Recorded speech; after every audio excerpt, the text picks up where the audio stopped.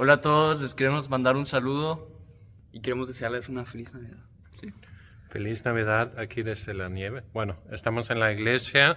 Lucy tiene unas señoras cortando el pelo, el pelo, entonces me va a tocar a mí mandarles el saludo de Navidad. Hay como varias cosas del pasaje del Evangelio de Navidad que me llaman la atención.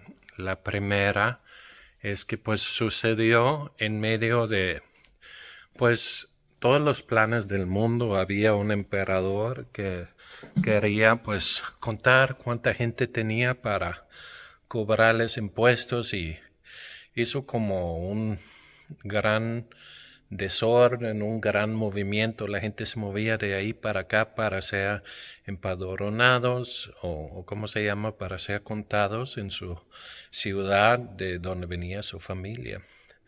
Pero en medio de los príncipes del mundo teniendo sus planes, pues Dios ejecutaba su plan.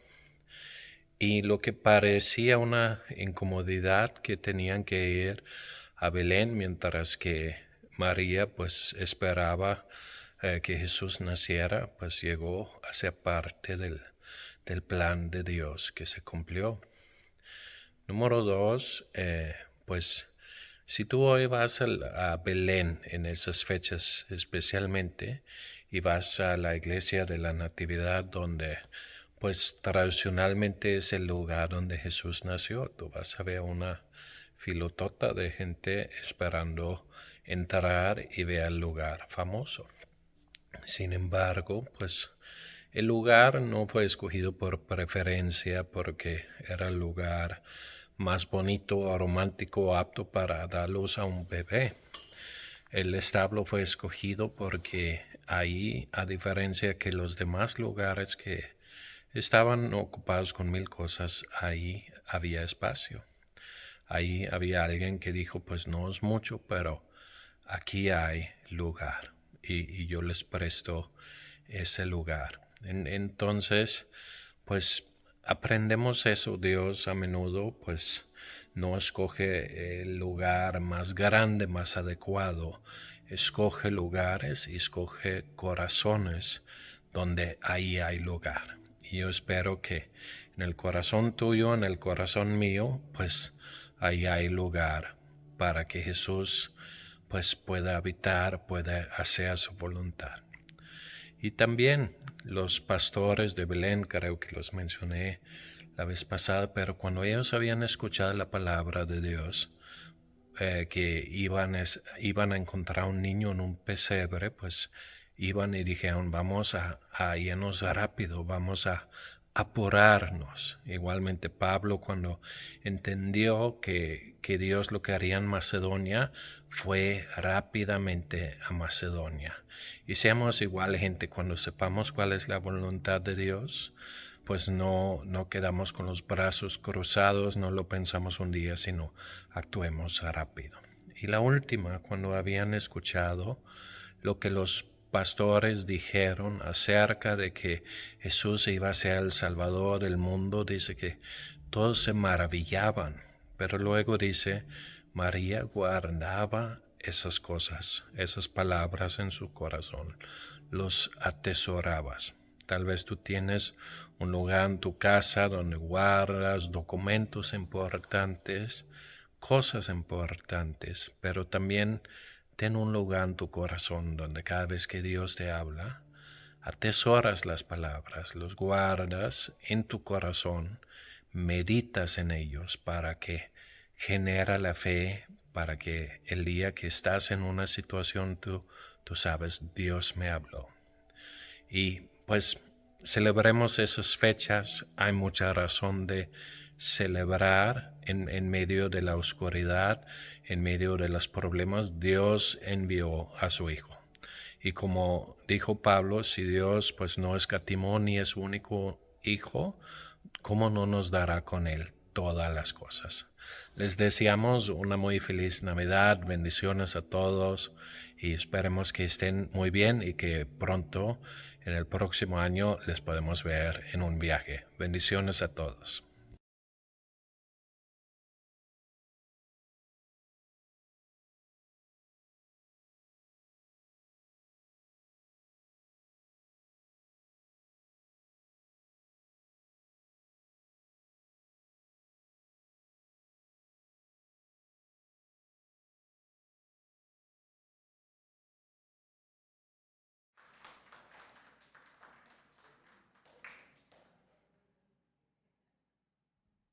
Gloria a Dios. ¿Están contentos, hermanos, esta mañana, mediodía, que estamos alabando y celebrando que Él es nuestro Dios? ¿Qué le parece si oramos al Señor para que la palabra que será expuesta sea sembrada en lo profundo del corazón? Te agradecemos, amado Padre, el privilegio de congregarnos en tu casa, con tus hijos, Señor, con la familia que tú formaste, Señor, que planeaste. Y quiero pedirte que la palabra que estará siendo expuesta pueda tener lugar en el corazón de cada uno de nosotros, Señor.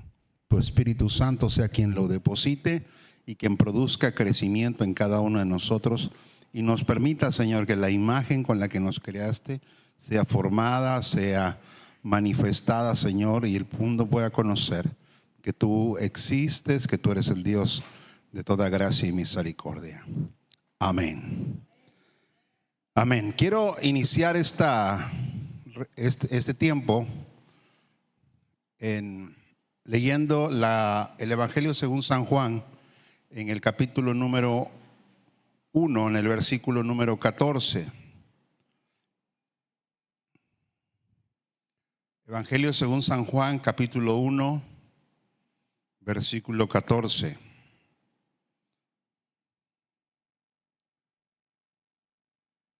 Estamos en vísperas de la Navidad, de la fecha que hemos considerado celebrarla. Todos creo sabemos que la fecha que celebramos no es en realidad la fecha en que nació el Señor, pero sí es una fecha que fue establecida para hacer la celebración, así que celebramos el acontecimiento y tenemos que hacerlo en alguna fecha, ¿no?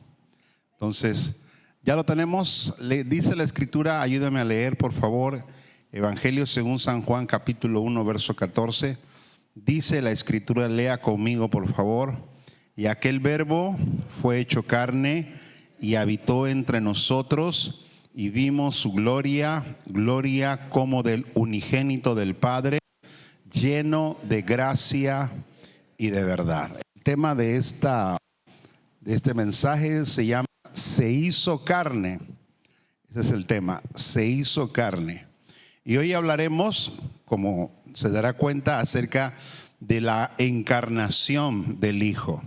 ¿Qué significa esto? Porque de hecho esto es lo que estamos celebrando. En la Navidad estamos celebrando que Cristo, el Hijo, el Logos, el Verbo, se hizo carne. Así que hablaré de dos asuntos importantes acerca de la encarnación. Lo primero que tenemos que decir es qué significa lo que el Evangelio San Juan dice, que el Verbo se hizo carne y que nosotros en teología llamamos la encarnación del Señor. Bueno, esto es algo bastante complejo porque estamos hablando de que Dios es un ser infinito en su ser.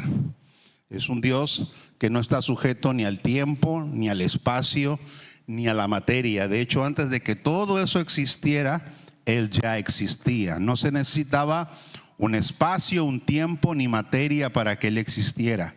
De hecho, Él es el que da origen a estas cosas. Cuando leemos Génesis 1, en el capítulo 1, verso 1, vemos cómo Dios crea estas tres dimensiones que son necesarias para la creación del resto del universo. Dice, en el principio, está hablando de un tiempo, creó el tiempo, creó los cielos, hasta hablando de un espacio, porque sin tiempo y espacio, ¿dónde colocas la materia? Creó, dice, los cielos y la tierra. Entonces vemos desde el principio que Dios dio origen al universo tal como lo conocemos en estas tres dimensiones: tiempo, espacio y materia. Pero Dios no necesita de eso para existir. Él existe, Él existía, Él existe y Él existirá. Así que ese Dios que no necesita eso entró en la dimensión de lo que sí existe, como lo conocemos, como conocemos nosotros el universo. Así que Él tomó de su esencia eterna, de su esencia que no necesita cuerpo, que no necesita espacio, y entró en un cuerpo. Fue engendrado en el vientre de María. El Dios eterno entró a la dimensión del tiempo. El Dios que no necesita un cuerpo entró en la dimensión del espacio y de la materia. Eso solo Dios podría hacerlo. Eso es algo que corresponde al poder, a la omnipotencia, a la omnisciencia de Dios. Yo creo que es una cosa que podríamos preguntarle: ¿cómo lograste tú, que no necesitaste de esto para existir, entrar en algo tan limitado como el tiempo, como el espacio y como la materia? Eso fue lo que sucedió. Ahora, la pregunta que yo me hice cuando estaba leyendo esto es: ¿por qué fue necesario que se hiciera carne? ¿Cuál es la razón que había en la mente y en el corazón de Dios de que el Verbo se hiciera carne? Bueno, lo primero que encuentro, o dos cosas que tengo para decir de esto, es que la encarnación es un acontecimiento neurálgico, está en el centro de todo lo que Dios profetizó, dijo proféticamente, en lo que el Señor diseñó y lo que el Señor planeó. Es decir, la forma en que Él pensó en la humanidad, la encarnación es neurálgica. Sin ella, todo lo demás que es importante para nuestra salvación no tendría lugar. No había lugar para la justificación, para ser perdonados, para ser salvados, para un día como al final que cantamos, para encontrarnos con Él en la eternidad. O sea, eso no existiría, no sería posible si Él no se hace carne, si Él no se hace hombre. Así que vemos que este acontecimiento está profetizado. Desde el momento mismo de la caída hay una palabra profética en Génesis capítulo 3, versículo 15. El Señor habla de esto inmediatamente, que el hombre y la mujer caen y pierden su estado natural. Dice Génesis 3:15: y pondré enemistad, está hablándole a la serpiente que había engañado a la mujer, enemistad entre la serpiente y enemistad entre la mujer, entre las descendencias de la serpiente y la descendencia, eso significa simiente de la mujer. Esta, es decir, la descendencia de la mujer, ¿qué va a hacer? Te va a herir en la cabeza, va a aplastarte la cabeza, aunque tú solamente, le dice a la serpiente, podrás herirla, a la descendencia de la mujer, en el calcañar, que fue lo que sucedió en la cruz del Calvario. Así que aquí estamos hablando desde el principio está siendo profetizado que Dios se haría carne. Hay muchas más profecías y algunas muy detalladas acerca de esto. Por ejemplo, Isaías 7:14 es muy detallado el asunto. Dice: por tanto el Señor mismo os dará señal. He aquí que la Virgen concebirá y dará a luz un hijo y llamará su nombre Emmanuel. Gracias, hermana. Dios le dé muchos nietos.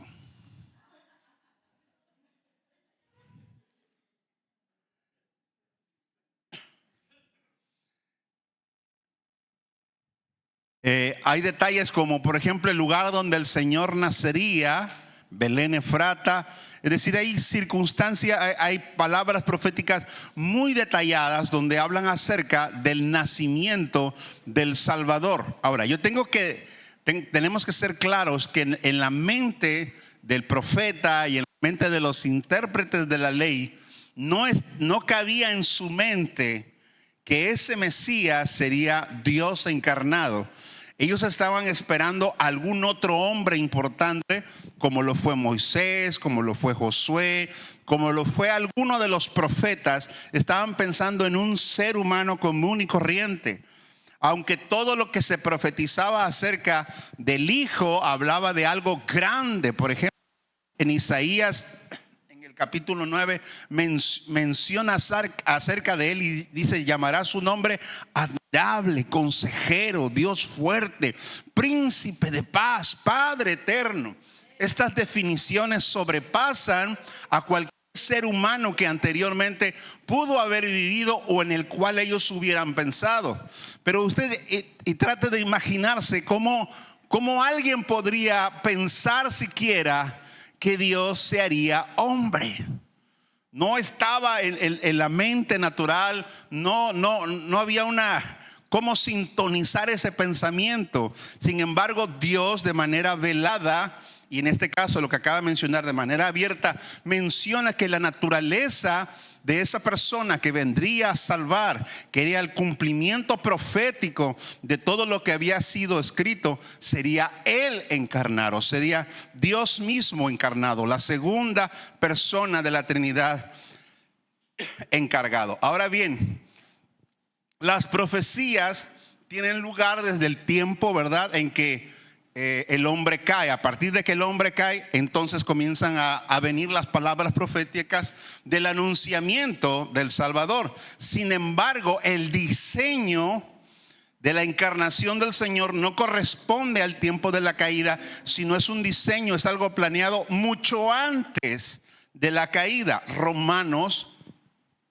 capítulo 8, verso 29 dice lo siguiente, por ejemplo: porque a los que antes conoció, también los predestinó para que fuesen hechos conforme a la imagen de su Hijo, para que Él sea el primogénito entre muchos hermanos. Es decir, antes de que Él se hiciera carne, Dios ya había pensado que el hombre fuese hecho a la imagen de su Hijo, y que la venida de Dios en carne sería muy claro para el hombre qué significa tener la imagen de Dios. Primera de Pedro 1:18 dice: sabiendo que fuisteis rescatados de vuestra vana manera de vivir, la cual recibisteis de vuestros padres, no con cosas corruptibles como oro o plata, sino con la sangre preciosa de Cristo, como de un cordero sin mancha y sin contaminación, ya destinado, dice el verso 20, desde antes de la fundación del mundo, pero manifestado en los postreros tiempos por amor de vosotros, mediante el cual creéis en Dios, quien le resucitó de los muertos y le ha dado gloria, para que vuestra fe y esperanza sean en Dios. La Biblia dice que el Cordero de Dios, que Cristo, un Cordero sin mancha y sin contaminación, estaba destinado desde antes de la fundación del mundo.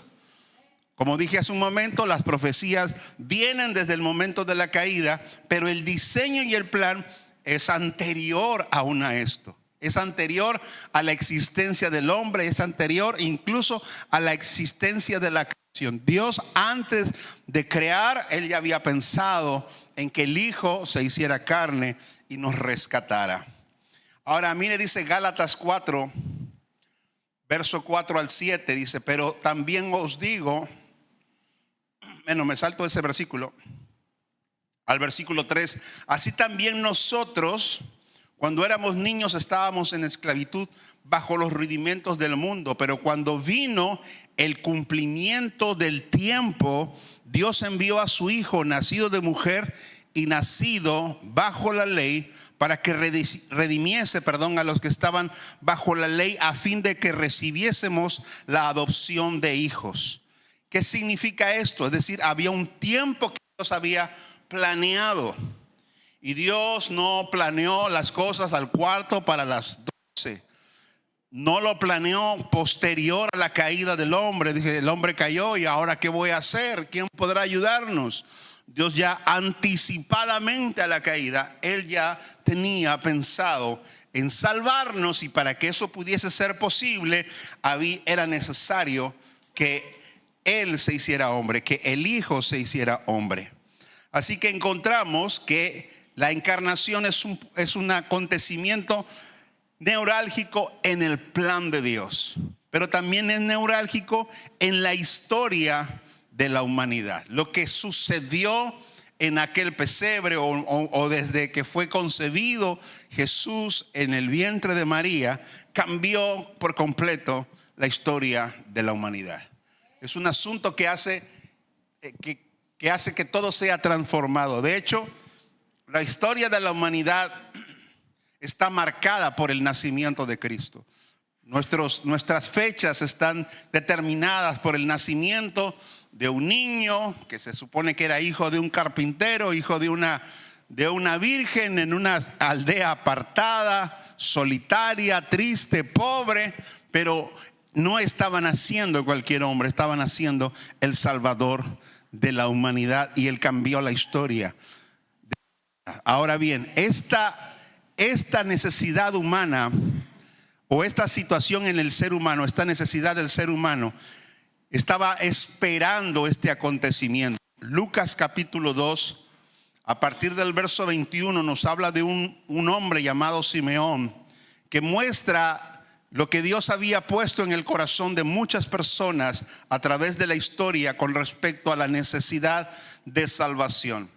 Lucas 2:21 dice: cumplidos los 8 días para circuncidar al niño, le pusieron por nombre Jesús, el cual le había sido puesto por el ángel antes de que fuese concebido.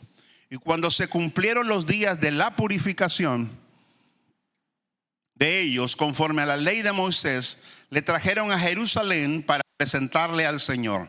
Como está escrito en la ley del Señor, todo varón que abriere la matriz será llamado santo al Señor. Y para ofrecer conforme a lo que se dice en la ley del Señor, un par de tórtolas o 2 palominos. Y aquí había en Jerusalén un hombre llamado Simeón, y este hombre justo y piadoso esperaba la consolación de Israel, y el Espíritu Santo estaba sobre él. Y le había sido revelado por el Espíritu Santo que no vería la muerte antes que viese al ungido del Señor.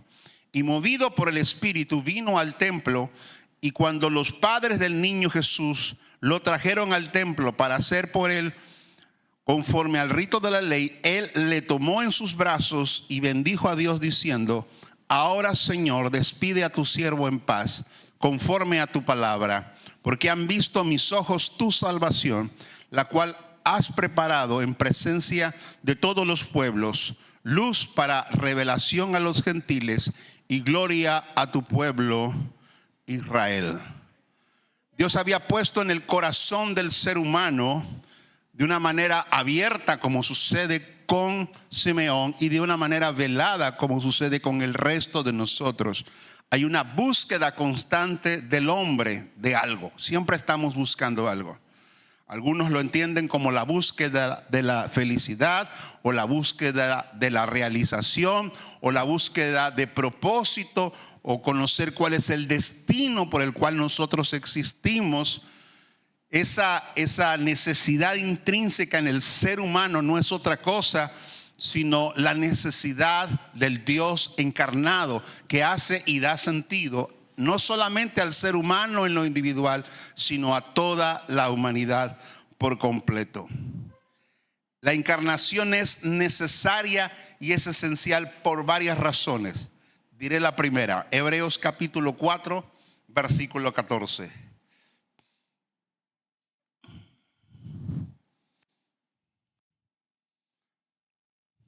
Por tanto, teniendo un gran sumo sacerdote, se refiere al Hijo, a Jesús, a Cristo.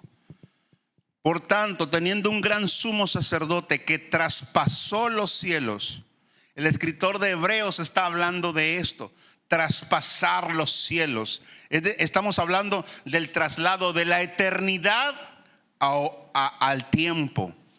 De donde Dios existía sin espacio a un espacio y una materia limitada. Él utiliza esta expresión: traspasó los cielos.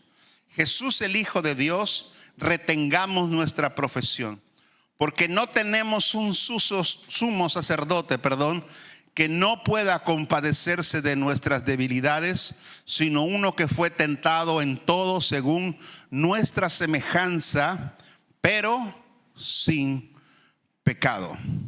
¿Por qué es necesaria la encarnación? Bueno, porque lo primero que encontramos es que hay una identificación del Dios divino con la condición humana. ¿De qué estamos hablando? Bueno, Dios es un Dios de misericordia, lo sabemos, es misericordioso. ¿Qué significa? Que Dios tiene una empatía. Dios es movido en su corazón a favor de la vida del ser humano. Pero cuando el Hijo, cuando el Verbo se hace carne, Dios no solamente tiene esta inclinación, sino que Él en su propia experiencia, en su experiencia vívida, no desde su estado eterno, sino de un estado humano sometido al tiempo, al espacio y a la materia, Él experimenta lo mismo que nosotros estamos experimentando. Él no solo mira a lo lejos lo que nos acontece, sino que Él vive exactamente lo que a nosotros nos ha acontecido. Así que la encarnación es necesaria, y es esencial. ¿Por qué razón? Porque Él se identifica plena, completa y absolutamente con cada uno de nosotros. Al Señor no le podemos decir, es que tú no me puedes entender. Él nos entiende perfectamente, pero no desde su sabiduría, no desde su omnisciencia, sino desde su propia experiencia. Él estuvo en la tierra, fue sujeto, dice la Biblia, porque vivió en la condición humana, experimentó toda clase de tentación, toda clase de rechazo, toda clase de experiencia contraria al ser humano, y Él puede comprender perfectamente nuestra vida. Él se identifica, al hacerse carne, se identifica con nosotros.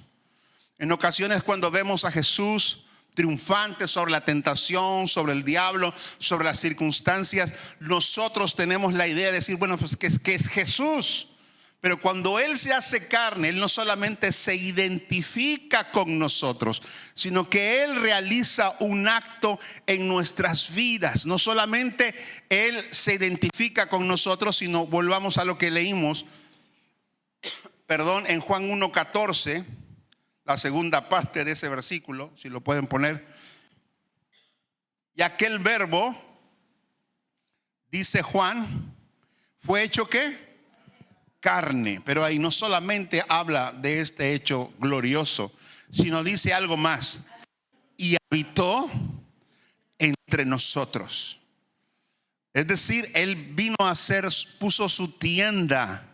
Él puso el lugar de su habitación en esta tierra. Compartimos con Él experiencias. Y en ese compartir con Él experiencias, ¿qué sucedió? Vimos su gloria como del unigénito del Padre, lleno de gracia y de verdad. ¿Qué significa? Jesús no solamente se identifica con nuestra naturaleza, sino también Él espera que nosotros podamos identificarnos con su naturaleza, que ahora nosotros por gracia hemos heredado. Así que es necesaria y esencial la encarnación, porque esa es la forma en que Dios se identifica con nosotros. En Juan 1:14, lo que acabamos de leer, es necesaria la encarnación. ¿Por qué razón? Porque es la única forma en que podríamos conocer a Dios sin ningún velo que nos estorbe. Es decir, no conoceremos a Dios a través de nuestra imaginación, a través de lo que nosotros se nos pueda ocurrir, sino que podríamos ver claramente a Dios. Mire lo que dice Colosenses capítulo 1, verso 20.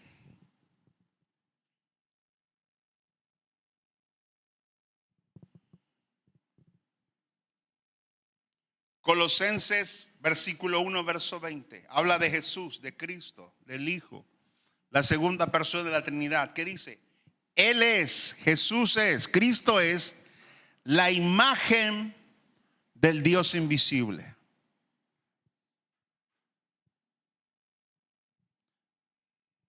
Perdón, 1:15.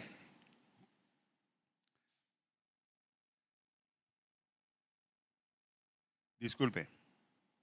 Colosenses 1:15. Gracias.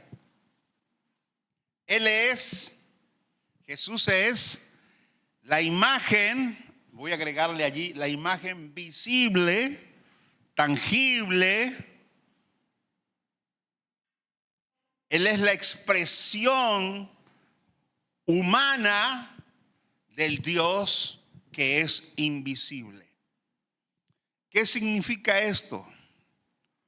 Cuando hablamos acerca de que la encarnación era necesaria y que nos permite conocer a Dios sin velo, el Señor dice: quiero que me conozcan y voy a ir a ustedes para que no tengan una idea equivocada de quién soy yo. Y entonces se hace carne y nace el Hijo, Jesús, el Cristo. Entonces Jesús en algún momento dice: el que me ha visto a mí, ¿a quién ha visto? Ha visto al Padre. Jesús está diciendo: no tengan velos equivocados acerca de Dios. No se hagan, no se imaginen equivocadamente a Dios. Esta persona, el Hijo, revela completamente al Padre, completamente a Dios. Así que la razón por la que Él se hace carne es para que nosotros lo conozcamos, conozcamos a Dios, conozcamos a Cristo, y a través de Él podemos conocer al Padre. Y vemos al Hijo en lo que los evangelios nos revelan. Vemos al Hijo a una persona que se acerca al pecador, no lo rechaza, no lo estigmatiza, no lo condena, sino que se acerca a él. Una mujer sorprendida en el acto mismo del adulterio es llevada delante de Jesús con el propósito de que Jesús diga algo equivocado y condenarle. Y van y le dice: esta mujer fue sorprendida en el mismo acto del adulterio, y la ley dice que hay que apedrearla. Ahora dinos, ¿qué dices tú? Wow, qué impresionante, porque la ley, ¿de dónde vino? Sin embargo, lo que Jesús está expresando, dice: lo que en verdad está en el corazón de Dios es otra cosa. Y entonces Jesús revela al Padre, y en lugar de enfocarse en la mujer, escribe algo en la tierra, en la arena. No sabemos qué escribe. Algunos piensan que Jesús escribió el pecado que cada uno de los que estaban ahí listos para apedrear a la mujer habían cometido. Jesús, al terminar de escribir, se levanta y dice: si alguno está listo, dice, el que no ha cometido pecado, ¿cómo dice la expresión? Se me olvidó. El que esté limpio de pecado, gracias. El que esté limpio de pecado, ¿qué dijo el Señor? Que arroje la primera piedra. Y se fueron yendo uno a uno, de los más viejos hasta los más jóvenes. Jesús estaba revelando al Padre.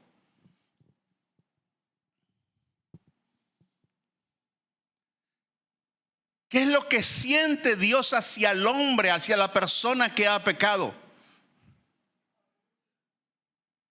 Misericordia, compasión. Él no está pensando en destruir. Su pensamiento no es destruir. Si el Hijo es la imagen del Dios invisible, si en Él habita corporalmente toda la plenitud de la deidad, si el Hijo, si vemos al Hijo y estamos viendo al Padre y lo vemos actuar contra una mujer que había cometido un pecado que claramente la ley condenaba, Él se inclina hasta la mujer y le dice: ¿dónde están los que te acusaban? Dice: no hay nadie. Y Jesús le dice: ni yo, es decir, yo podría arrojar piedras contra ti porque yo no he pecado, pero ni yo te condeno, le dice el Señor Jesús a aquella mujer. ¿Qué estaba haciendo? La imagen del Dios invisible, el Dios que vive en la eternidad, fuera del tiempo, del espacio y de la materia, tomó forma en esta tierra y le expresa lo que está en lo profundo del corazón de Dios.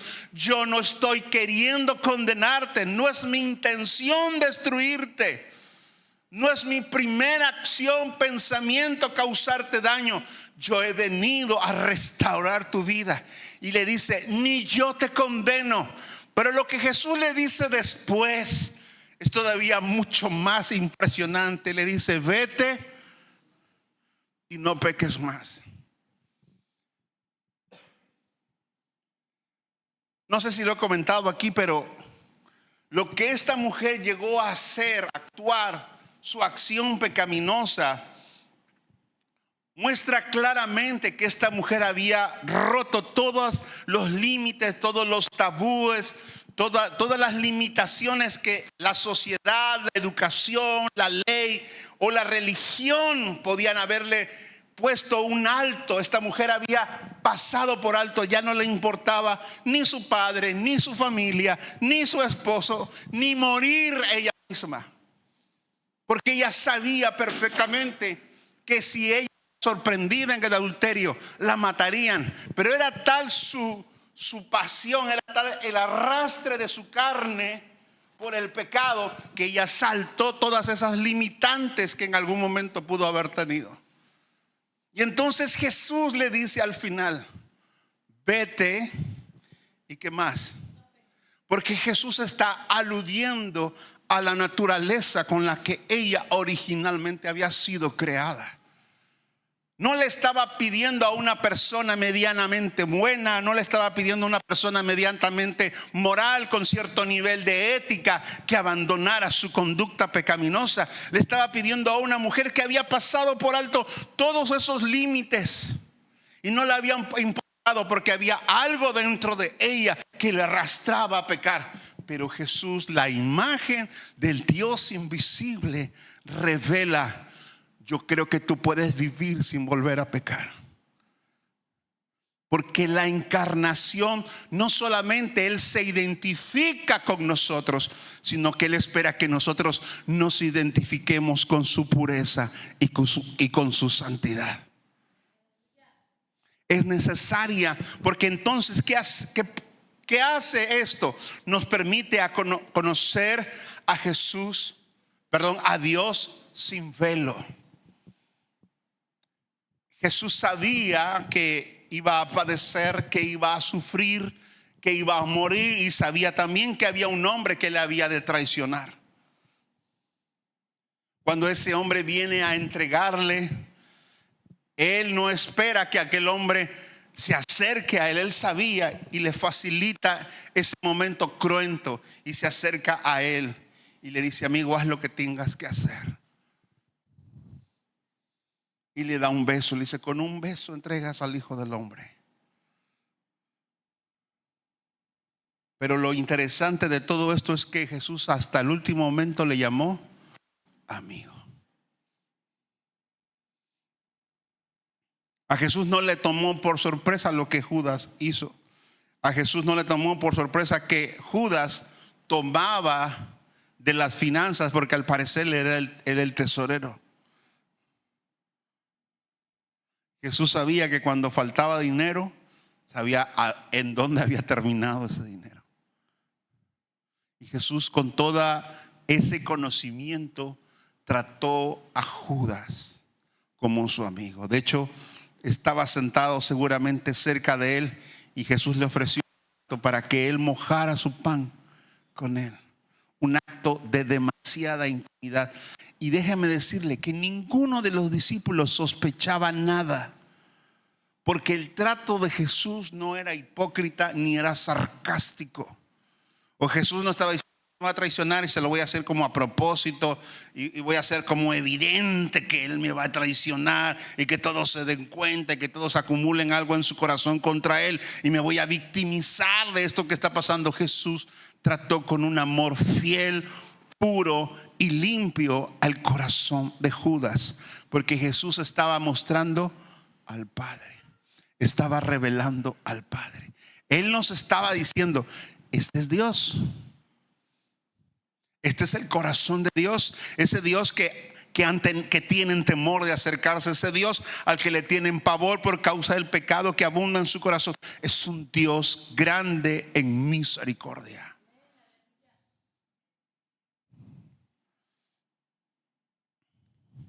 Isaías 55, verso 8 al 9.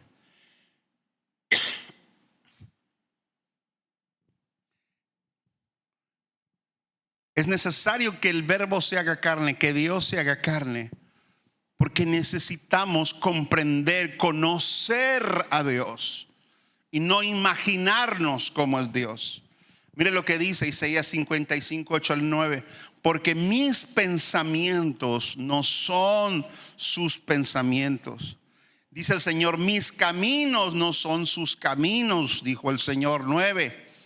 Como son más altos los cielos que la tierra, así son los caminos de Dios, más altos que nuestros caminos, y sus pensamientos, como son más altos que nuestros pensamientos. Es decir, si yo trato de entender a Dios a través de la forma en que yo razono, siempre me voy a quedar corto. Yo trato de comprender cómo es Dios, mis pensamientos estarán siempre limitados. Es por eso que el verbo, la palabra, los pensamientos de Dios tuvieron que hacerse hombre, tuvieron que hacerse materia para que pudiéramos entenderlo. Hebreos capítulo 1, versículo 1 en adelante. Dios, habiendo hablado muchas veces y de muchas maneras en otro tiempo a los padres por los profetas, es decir, Dios ha estado siempre tratando de hablar, pero no somos capaces de entenderlo. Verso 2, en estos últimos días nos ha hablado por medio de ¿quién? Por el Hijo. Es decir, Dios habla hijo. El lenguaje de Dios se llama hijo. El acento regional que Dios tiene se llama hijo. Él dice, yo les hablo por medio del Hijo. ¿Quieres conocerme? Conoce al Hijo. ¿Quieres conocer mi amor? Conoce al Hijo. ¿Quieres conocer la obra que yo estoy haciendo en ti, yo he hecho en ti? Conoce al Hijo, mira al Hijo, y entonces entenderás lo que yo estoy haciendo en ti. La transformación que estoy produciendo en ti no es otra cosa sino cuando vemos al Hijo. Así que vemos en Isaías que nuestros pensamientos definitivamente están lejos de los pensamientos de Dios. Así que Dios dice, tengo que transmitirles mis pensamientos. Y entonces Dios, a través de palabras proféticas, de profetas, de todos los hombres de Dios, Él habló, pero el pensamiento del hombre no alcanzaba a comprenderlo. Dijo, así que lo voy a poner mucho más fácil, lo voy a decir de tal manera que lo entiendan. Y mandó al Hijo, envió al Hijo. Dice el verso, sigue diciendo el verso 2, en estos postreros días nos ha hablado por el Hijo, a quien constituyó heredero de todo y por quien asimismo hizo el universo, el cual, siendo el resplandor de su gloria y la imagen misma de su sustancia, quien sustenta todas las cosas con la palabra de su poder, habiendo efectuado la purificación de vuestros pecados por medio de sí mismo, se sentó a la diestra de la majestad de las alturas, hecho superior a los ángeles, cuanto heredó más excelente nombre. La auténtica perfección del pensamiento de Dios estaba preservada para siempre y celebrada en la encarnación del Hijo. Jesús es el lenguaje, es la forma más clara, exacta, tangible y objetiva que Dios tiene para hablarnos. No hay otra forma más clara para Dios para hablarnos que es que el Hijo se hiciera carne. ¿Cuánto nos ama Dios?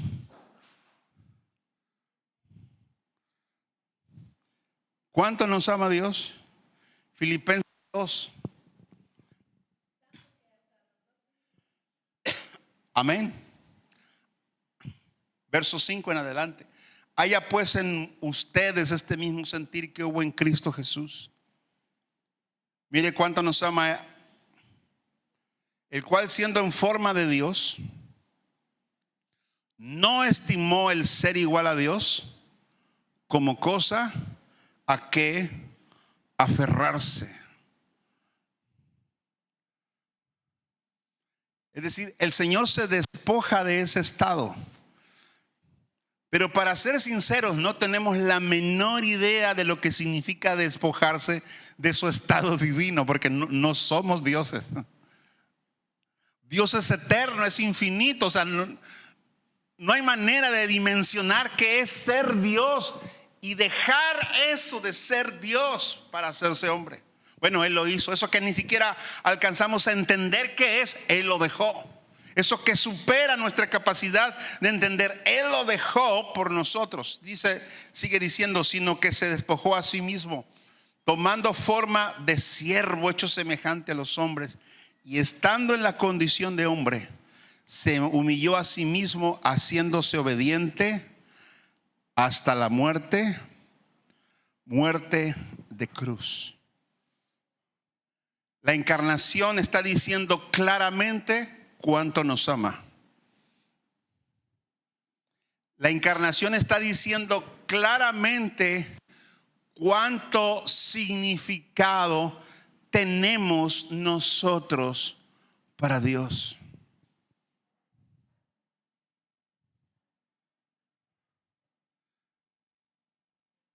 Seguro que usted y yo nos hemos hecho esta pregunta muchas veces. ¿Por qué Dios nos ama? Dice Isaías que cada uno se apartó por su propio camino. ¿Cómo? ¿Qué hicimos?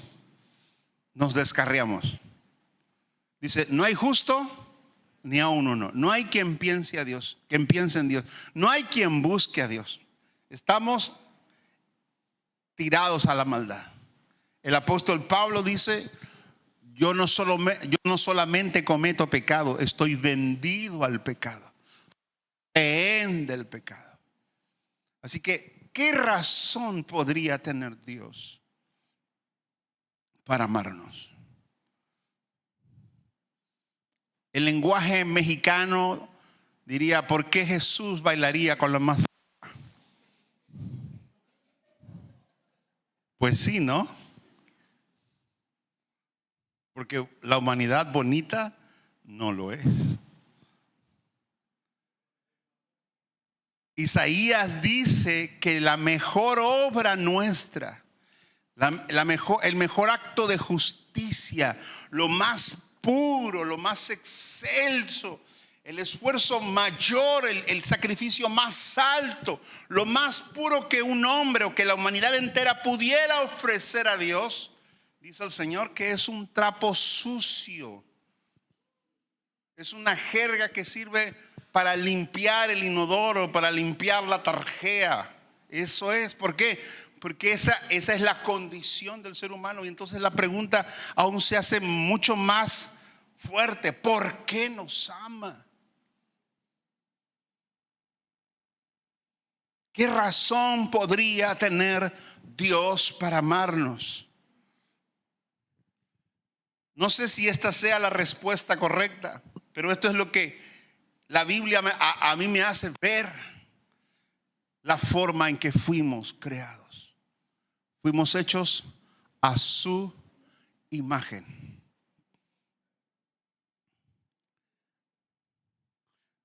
Intrínsecamente hay algo que Dios puso en nosotros que Él no está dispuesto a abandonar. No murió por los ángeles, no dio su vida por lo que renunció a Dios en su momento. No dio su vida en rescate por los espíritus, los ángeles que servían a Dios y que la abandonaron, pero sí lo hizo por nosotros. Él no se hizo ángel, se hizo hombre. Se hizo hombre porque Él nos conectó, o más bien Él se conectó a nosotros a través de la imagen de su Hijo en nuestras vidas. Y Dios, el Hijo, prefirió a renunciar a su estado divino, porque no sé si sea así, pero no sé si el Señor no concibe, no le gusta pensar en la idea de la eternidad sin nosotros. Cuando el hombre falla y peca, la Biblia dice que por cuanto pecamos estamos destituidos de la gloria de Dios. Porque la muerte, la paga del pecado es que muerte, y eso no significa otra cosa que separación. La muerte física es un chiste al lado de la muerte espiritual. Así que Dios no está pensando en la muerte física del hombre, sino en la separación eterna del hombre de Dios. Y el Señor dice: prefiero 1000 veces entregar a mi hijo que se haga carne, que sufra, que padezca, que nazca en ese pequeño pesebre, que sea rechazado por su propio pueblo, por su propia familia, que sea crucificado, a que yo viva el resto de la eternidad sin los hijos con los cuales yo creé para la eternidad. Él renunció a su estado porque pensó en la eternidad y dice: yo no me veo en la eternidad sin ellos, sin usted y sin mí. Porque la única razón de su encarnación, de su muerte, de su vida justa, de su sacrificio y de su resurrección está en relación con redimirnos. Todo eso que Él hizo tiene el propósito de redimirnos, de restaurarnos, de volvernos a Dios, de tener comunión con Él y tener un pase a la eternidad. Dios no es más Dios por lo que Cristo hizo. No hay una estrella más para Él. No hay una condición divina mayor. No hay una naturaleza más divina para Dios por lo que Él está haciendo por nosotros. Somos nosotros que somos mudados de las tinieblas a su luz admirable, del pecado a la santidad, porque es Dios reclamando lo que es suyo. Usted y yo. Así que la Navidad, que está llena de mucho romanticismo, de un bebé que llora en medio de un pesebre muy limpio, que muchas veces así lo decoramos con luces y estrellas, muy romántico el asunto, en realidad fue un acto de humillación total para el hijo. Pero esa humillación para él valía la pena, porque estaba de por medio que usted y yo no solamente volveríamos a Él, sino que eternamente podríamos estar con Él para siempre. Así que esta feliz Navidad no es solamente que el Hijo se encarnó, sino que la eternidad fue abierta para nosotros.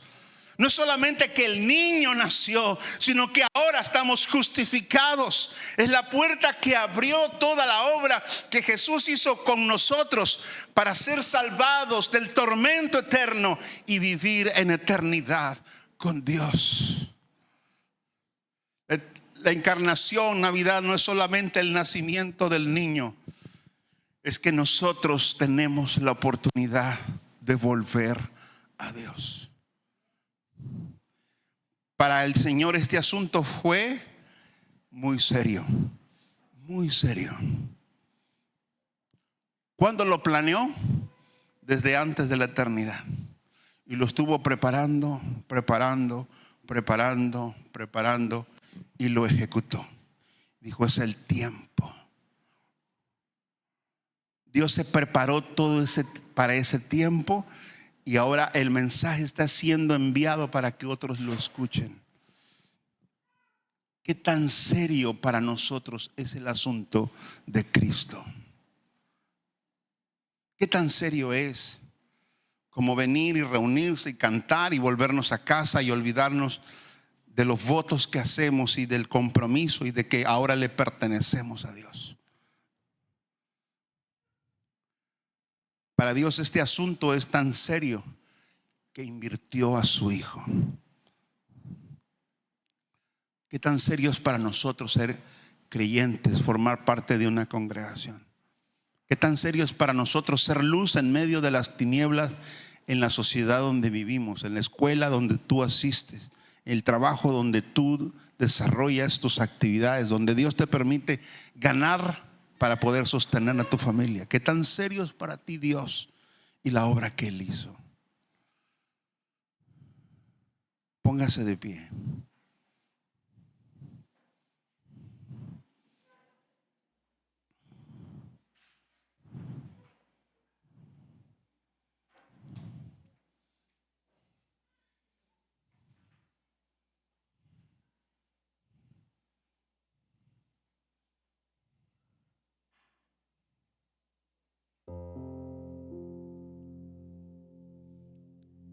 Puede conmigo orar al Señor y adorarle un momento.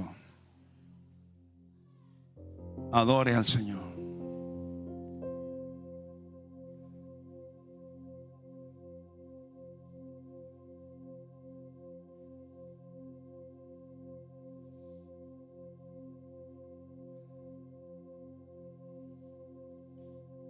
Él no estuvo nunca dispuesto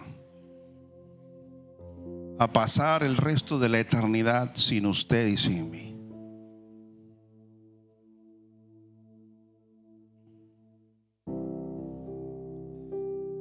Y lo que era necesario hacer, lo que era necesario entregar, lo que era necesario pagar, lo que era necesario sacrificar, Él lo hizo.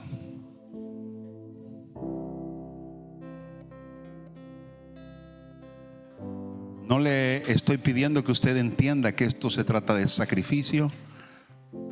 Le estoy pidiendo que usted pueda conmigo por el Espíritu comprender el amor de Dios. Si ese pensamiento, si esa intención, si ese amor que Dios tiene por nosotros puede caer en nuestro corazón, en nuestra alma, puede ser comprendido, toda nuestra vida resultará un acto de amor y de entrega. Nuestra respuesta será amarle a Dios con todo nuestro ser. Y ningún acto lo percibiremos como sacrificial. Porque el amor que nos embarga, que nos llena, el amor que descubrimos, que vemos, que Él nos ha revelado, nos ha conquistado de tal manera que queremos seguirle, amarle y honrarle. Jesús mismo, ante el sacrificio, el apóstol escribe y dice: puesto los ojos en Jesús, autor y consumador de la fe, el cual puso el gozo delante de sí y menospreció el oprobio. Es decir, hizo menos el dolor que significó su sacrificio, porque había un gozo en él por nuestra salvación. Si el gozo de su obra, el gozo de su amor, el gozo de su acercamiento a nosotros, del ser divino a estos seres humanos mortales y limitados, pudiera captar, atrapar nuestro corazón, vivir para Él será un acto de amor, será un acto de entrega.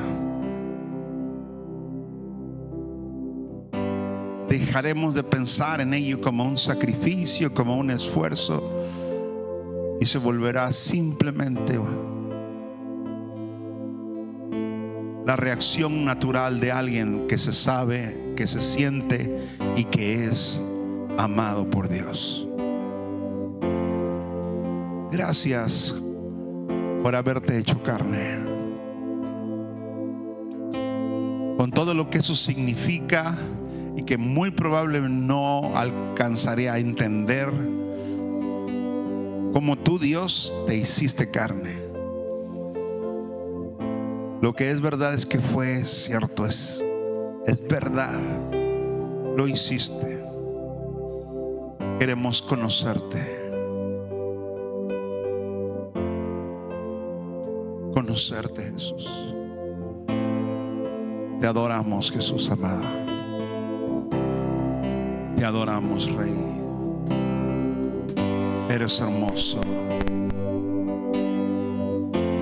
Gracias por amarnos, Jesús. Gracias, Jesús. Honramos y bendecimos.